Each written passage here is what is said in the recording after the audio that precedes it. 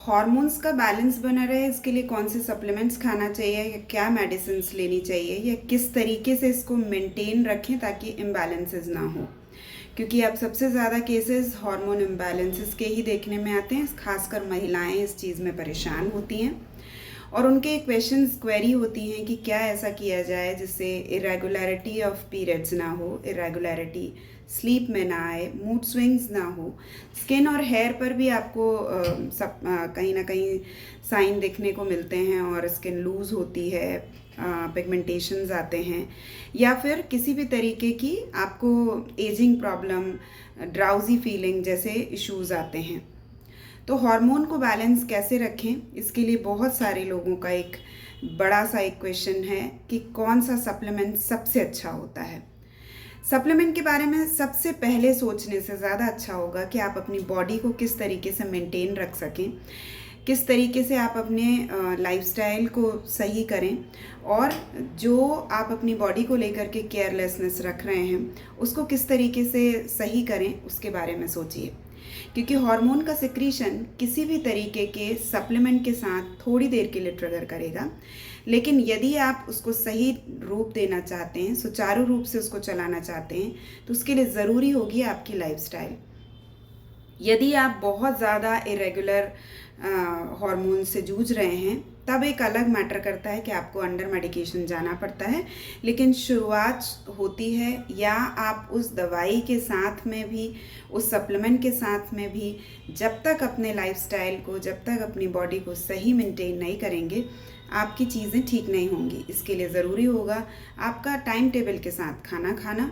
और वो भी दाल चावल सब्ज़ी रोटी प्रॉपर मील के साथ, ना कि आप किसी स्ट्रिक्ट डाइट को फॉलो कर रहे हैं या किसी तरीके की कोई फैंसी डाइट को फॉलो कर रहे हैं। Number 2 is sleep. यदि आप नींद के टाइम पर सोशल मीडिया में, मोबाइल में, टीवी में या अपना कोई दूसरा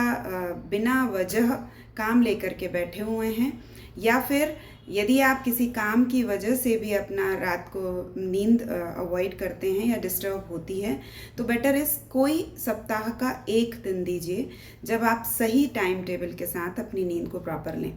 यदि आप अपनी रोज़ाना की नींद को डिस्टर्ब करेंगे तभी भी आपके हार्मोन्स का डिस्टर्ब होना पक्का है।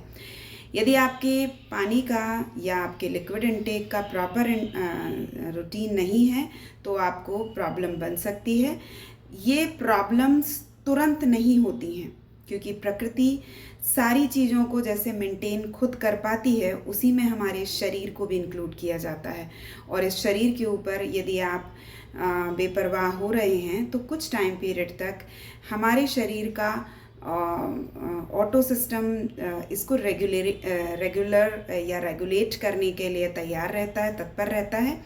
लेकिन एक लंबे समय के बाद में आप किसी बीमारी को या किसी भी तरीके की इरेगुलरिटी को साइन सिम्टम्स में देख पाएंगे, और उसी की वजह से शुरू होता है मूड स्विंग्स,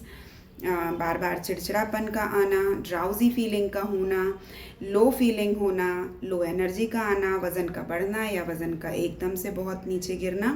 पिगमेंटेशन का आना या फिर नींद का ना रहना, और ख़ासकर महिलाओं में पीरियड्स की रेगुलरिटी देखी जाती है, या तो बहुत ब्लीडिंग शुरू हो जाती है या फिर लंबे अंतराल में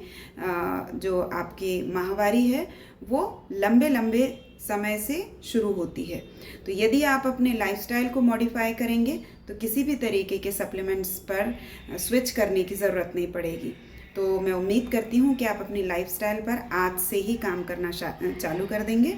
और मेरे अगले वीडियो का भी इंतज़ार शुरू कर देंगे।